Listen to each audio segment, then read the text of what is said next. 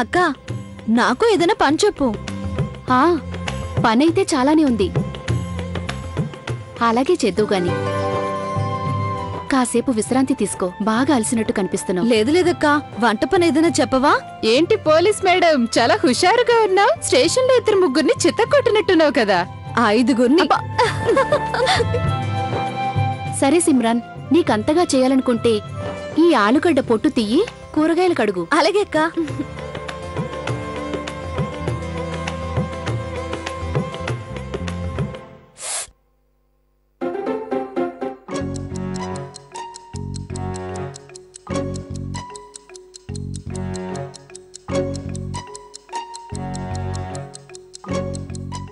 Minnie,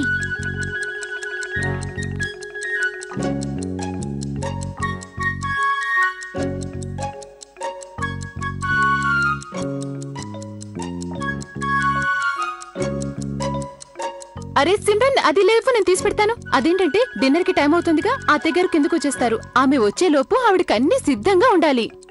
అక్క నేను fast గా చేస్తాను. సిమ్రన్, నువ్వింకో పని చూడు. అయినా ఈ రోజు పని తక్కువగా ఉంది, ఒక్క రొట్టెలు చేస్తే చాలు. అయితే నేను రొట్టెలు తాల్చిస్తాను. సరే.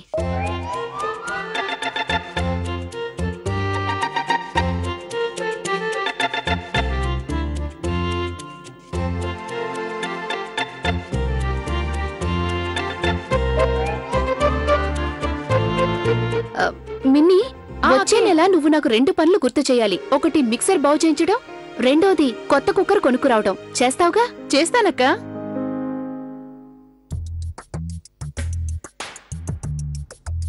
సిమ్రన్ అక్కయ్య, ఈ రోజు రొట్టెలు నేను చేయాలనుకుంటున్నా. ఆది కోసం ప్రేమగా నేను చేసి పెడతాను. ఓకే. ఇంకో మాట సిమ్రన్, కొత్త కుక్కర్ కొనుక్కొచ్చేటప్పుడు అదేంటంటే నల్లగా ఉంటుంది, అన్నం మాడదు. అది దాన్ని ఏమంటారు? అదే. ఆహా, గౌరీ అక్కకి ఎప్పుడు కిచెన్ గురించి ఆలోచనలే. అక్క, నేను 10 రోజుల డైరీ తెస్తాను. సరే సిమ్రన్. ఎవరి పేరు చెప్తే జనాలందరూ భయపడతారో ఆమె ఇలా కిచెన్ లో భయపడ్డామా? ఎందుకంటే తను ఏ రోజు ఇంటి పనులు చేయలేదు, అందుకని ఇక్కడి పనులన్నీ చూసి తను చాలా ఇబ్బంది పడుతోంది. అయినా అన్ని పనులు చేయటానికి ప్రయత్నిస్తోంది. ఆ ప్రయత్నంలో కంగారు పడుతోంది.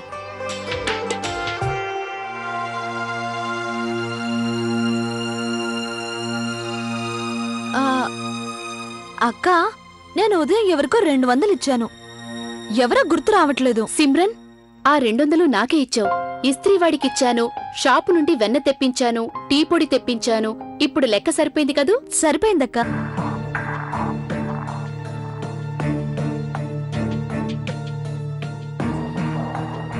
అరే మీరా సార్, రండి సార్ రండి. చానాళ్ళ తర్వాత వచ్చారే.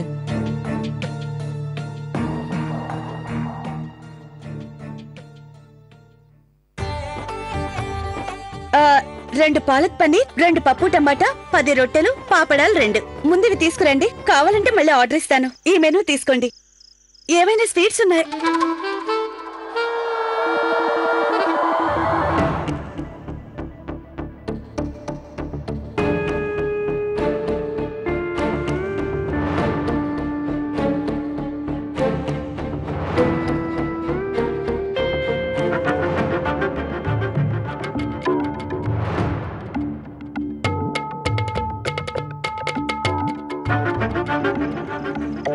కార్తిక్ గారు, మీరు కూర్చోండి. నువ్వు ఇతన్ని ఎందుకు తీసుకొచ్చావు ఇక్కడికి? ఇది మంచి పద్ధతి కాదు లవ్లీ. ఎవరైనా చిన్న చిన్న గొడవలకే విడిపోతారా? కోపాన్ని తగ్గించుకుని షేక్ హ్యాండ్ ఇవ్వు. ఏంటి ఫ్రెండ్స్, మీరే చెప్పండి, నేను చెప్పిన దాంట్లో తప్పుందా? లేదు, తప్పే లేదు. లవ్లీ, జరిగిందంతా మర్చిపోయి నువ్వు అతన్ని క్షమాపణ అడుగు, లేదంటే నీతో ఫ్రెండ్షిప్ కట్ చేసుకుంటాం. మేమెవరూ నీతో మాట్లాడాం, అర్థమైందా? మేమెవరూ మాట్లాడాం.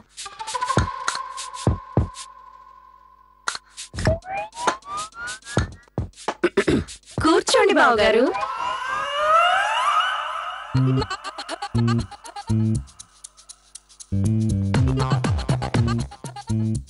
హలో మహేందర్ గారు, ఎలా ఉన్నారు? బాగున్నాను మేడం. రండి రండి. ఈయనెవరో తెలుసా? మన లవ్లీకి కాబోయే శ్రీవారు, కార్తీక్. Very good. ఇది చాలా ఆనందకరమైన విషయం. ఏం తీసుకుంటారు సార్ మీరు? స్పెషల్గా ఏమొద్దు. తను ఏదైతే ఆర్డర్ ఇచ్చిందో నేను అవే తింటాను.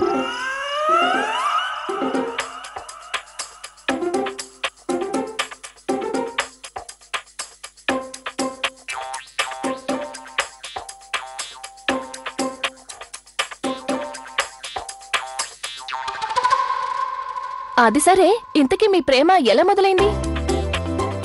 ఎలా మొదలైందా? అది ఎంత అందమైన పరిచయం అంటే అది బంగారంలా మెరిసే ఎడారి. ఆకాశాన్ని సూర్యుడు వెలుగులతో ఆవరిస్తున్నాడు.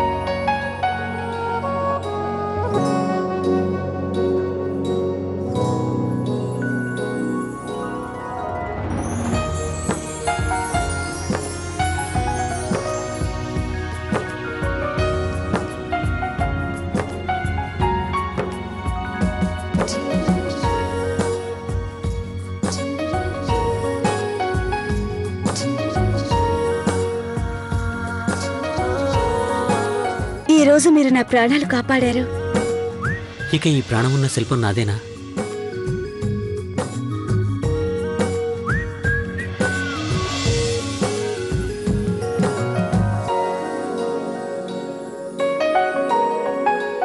అలా అకస్మాత్తుగా తను నా చేతుల్లో పడి అల్లుకుపోయింది. తక్షణమే నా హృదయం తన స్పర్శకి దాసోహం అన్నది. ఎంత రొమాంటిక్ గా ఉంది.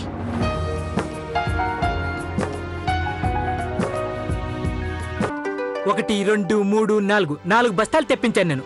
2 బస్తాలు శనగపప్పు, ఇంకో 2 బస్తాలేమో పంచదారవి. మావి గారు,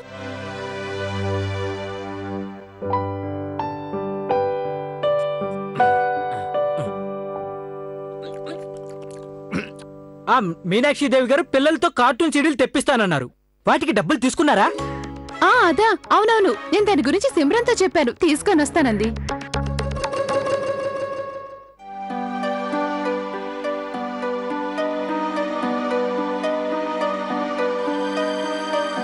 ఏమా, నా పని పూర్తయిందా? ఏ సిమ్రాన్, పిల్లల కోసం కార్టూన్ సీడీలు తేవాలి. డబ్బులు ఇవ్వు. నేను తింటానికి కాదు, ఇవ్వు. బావగారు ఇప్పుడే ఇస్తాను. ఇంకొన్ని నీళ్లు పోయి నువ్వు. అమ్మాయి, షాప్ లైసెన్స్ పని పూర్తయిందా? మావయ్య గారు ఈరోజు ఆఫీస్కి సెలవు. చూడమ్మా, కొత్తగా వచ్చిన ఆఫీసరు చాలా స్ట్రిక్ట్. ఒక షాపును సీల్ చేయించాడు. అవును సిమ్రాన్, ఆ పని త్వరగా పూర్తి చేయాలి. బావగారు, రేపు ఉదయం ఫస్ట్ మీ పనే చేస్తాను. మీ అందరూ మాట్లాడడం పూర్తయితే మనం భోజనానికి కూర్చుందాం. అలాగే కూర్చుందాం, ఆకలి దంచేస్తుంది. నేను ఫ్రెష్ చేస్తాను. అత్తయ్య గారు, నేను డ్రెస్ చేంజ్ చేసుకుని వస్తాను. మీనాక్షి, నువ్వు భోజనం సిద్ధం చెయ్యి. అలాగే అత్తయ్య. చూడండి శ్రీమతి గారు, ఈ రోజు ఉదయం నుండి మీరు కనిపించనే లేదు. పంతులు గారి దగ్గరికి వెళ్ళాను. కార్తీక్కి మంచి సంబంధం వెతకాలి కదా. వెతకాలి. నేను కొంతమంది అమ్మాయిల ఫోటోలు, జాతకాలు తెచ్చాను. అమ్మా గౌరీ, ఓసారి అవన్నీ తీసుకురా. అలాగే అత్తయ్య గారు. నీకేమైనా నచ్చాయా? ఏం అర్థం కావడం లేదు, ఏది మంచి సంబంధమో.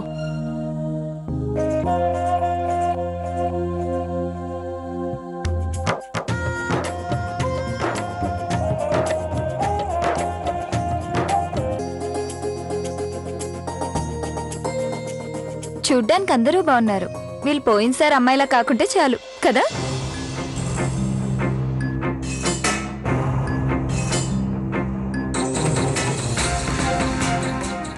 ప్రియా, వంటగదిలో నుండి కూరలు తీసుకురా, వెళ్ళు.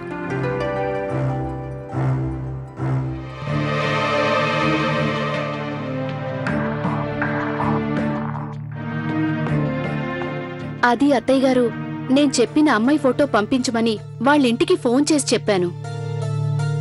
కార్తీక్ ఎక్కడున్నాడు? తను బయటికెళ్ళాడు. కాని వాడు ఎక్కడికెళ్ళాడని?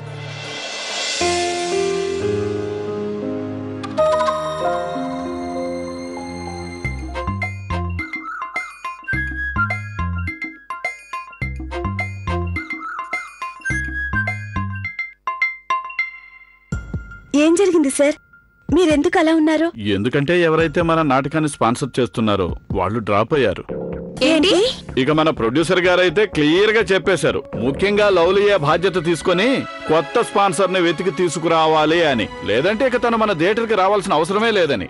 అలా ఎలా అంటారు సార్? ఐ మీన్, ఆయనకి తెలుసు నాకు థియేటర్ చాలా ఇంపార్టెంట్ అని. నేను అక్కడికి రాకుండా ఉండలేను సార్. లవ్లీ, నువ్వెందుకు టెన్షన్ పడుతున్నావు? ఈ మేనేజర్లందరూ ఇంతే, ఎప్పుడూ టెన్షన్ పడుతూ ఉంటారు. అంతకుమించి ఏం చేయరు. స్పాన్సర్షిప్పా? దేనికోసం? స్పాన్సర్స్ పెట్టుబడి పెడతారు, అప్పుడు మా నాటకం జనాల్లోకి వస్తుంది. అంటే మీకు వేసే ప్రతి నాటకానికి ప్రతి షోకి స్పాన్సర్ అవసరం ఉంటుందా? అవును. అలాంటప్పుడు మీరు దీనికి పర్మనెంట్ సొల్యూషన్ చూసుకోవాల్సి ఉంటుంది. అయ్యో, అతనికి అర్థం కావడం లేదు. ఇప్పుడు మనం ఏం చేయాలో ఆలోచిద్దాం.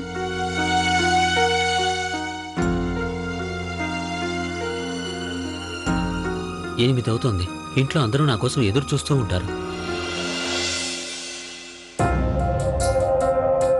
8 అయిపోయింది. చిన్న ఇంకా ఇంటికి రాలేదు. ఫోన్ చేసి కనుక్కుంటాను.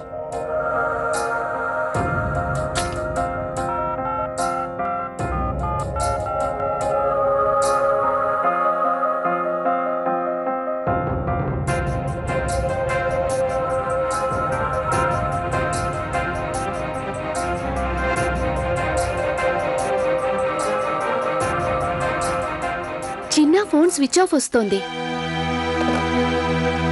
తను 9 గంటల లోపైనా వస్తే బావుంటుంది. అవును గౌరీ అక్క, ఈ పాటికి ఇంటికి వచ్చుండాల్సింది. అత్తయ్య గారు కిందకి మళ్ళీ వచ్చేలోగా వస్తే బావుంటుంది. మీరేం టెన్షన్ పడకండి, తన ఆ లోపు వచ్చేస్తాడు. ఎందుకంటే మన ఇంటి పద్ధతులు తనకి తెలుసు. ఉదయం టిఫిన్ టైంలో, రాత్రి డిన్నర్ టైంలో ఇంట్లో వాళ్ళంతా తప్పకుండా ఉండాలి. It's okay. ఒకవేళ తను లేటుగా వస్తే మాత్రం అసలు ప్రాబ్లం ఏంటి? ప్రియా, మన ఇంట్లో అలా ఎన్నడూ జరగదు. ఇంటి పద్ధతుల్ని ప్రతి ఒక్కరూ పాటించి తీరాల్సిందే. నువ్వు ఇంటికొచ్చి 6 నెలలు దాటింది. ఏ రోజైనా సరే నీకు మన ఇంటి పద్ధతుల్లో మార్పు జరగడం కనిపించిందా? ఇవన్నీ అత్తగారు పెట్టిన పద్ధతులు. అయ్యో, మీరిలా టెన్షన్ పడకండి. కార్తీక్ టైంకి వచ్చేస్తాడు, నాకు తెలుసు కదా.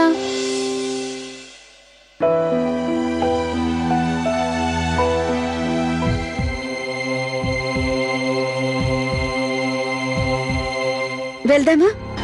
సార్, మీరేం టెన్షన్ పడకండి, అన్నీ సర్దుకుంటాయి.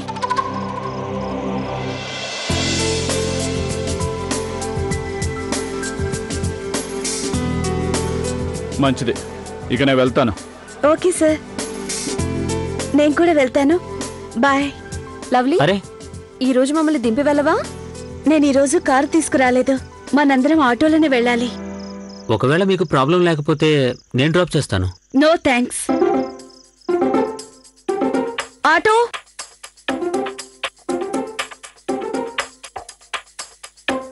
బాయ్.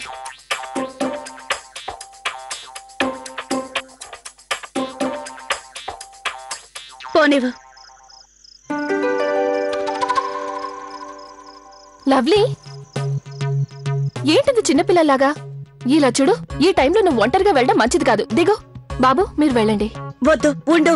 చెప్తున్నాను కదా, మీరు వెళ్ళండి. నువ్వు కిందకి దిగు. ఎందుకు చెప్పు? దిగమంటున్నానా? దిగు. నా బండి చిన్నదని నాకు తెలుసు, కానీ మీ పాదస్పర్శ తగిలితే అది పెద్దదవుతుంది. పదండి.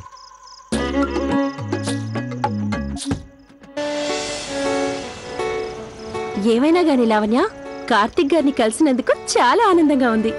నిజం, వీరిని కలిసింది మొదటిసారి అయినా అసలు మొదటిసారి కలిసినట్టు లేనే లేదు నాకు.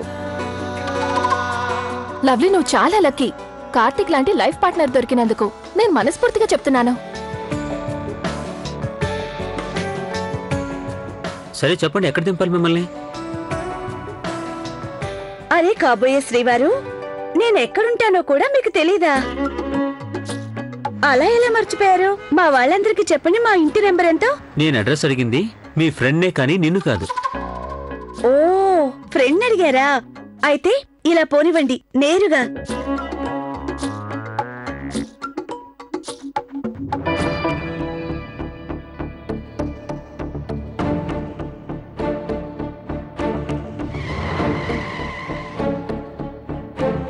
ఏమైంది? కారు ఎందుకు ఆపారు? నిజం చెప్పనా, నాకు నీ ఇంటి అడ్రస్ తెలీదు. నేను మీకు అబద్ధం చెప్పాను. నేను లవ్లీ ఫియాన్సీని కాను. కానీ మీరు నిజం చెప్తున్నారనుకున్నాను, అందుకే నేను మీకు సపోర్ట్ చేశాను. అప్పుడే చెప్పానా ఇతను చెప్పింది అబద్ధమని? అయినా మీరు విన్నారా? ఇక కారు దిగండి.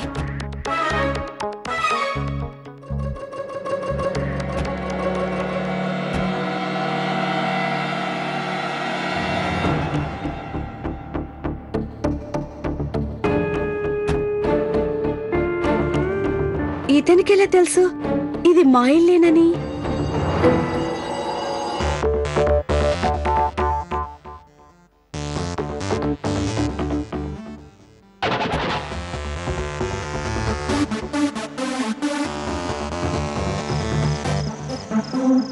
నేనేం చేయను మరి? మేడం గారు అప్పటి నుంచి నాటకం మీద నాటకం ఆడుతూ నన్ను టెన్షన్ పెట్టారు. అందుకని నేను ఓ చిన్న నాటకం ఆడాను. నేను తన ఫియాన్సీని కానని చెప్పాను. లవ్లీ, నువ్వు పిచ్చిదానిలాగా ప్రవర్తిస్తున్నావు. ఎవరైనా ఇంత మంచి అబ్బాయిని కాదనుకుంటారా చెప్పు? స్టూపిడ్. అవునవును. ఇప్పుడు మీరు తన్ని శాంతపరిచి ఇంట్లోకి పంపించండి ప్లీజ్.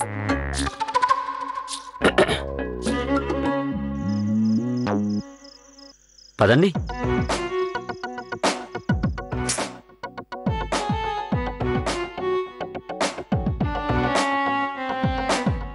నువ్వెందుకు ఇలా చేస్తున్నావు? ఎందుకు అబద్ధం చెప్తున్నావు? నేనేం చేయను, నువ్వు చూపించిన దారిలోనే నడుస్తున్నాను. తప్పంటావా? చూడు, ఐఎమ్ సారీ.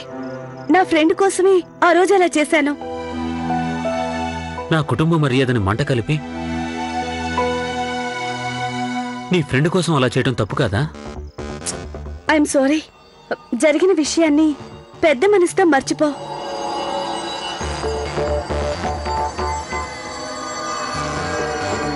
ఇప్పుడు మనమే ఏదో ఒకటి చేయాలి.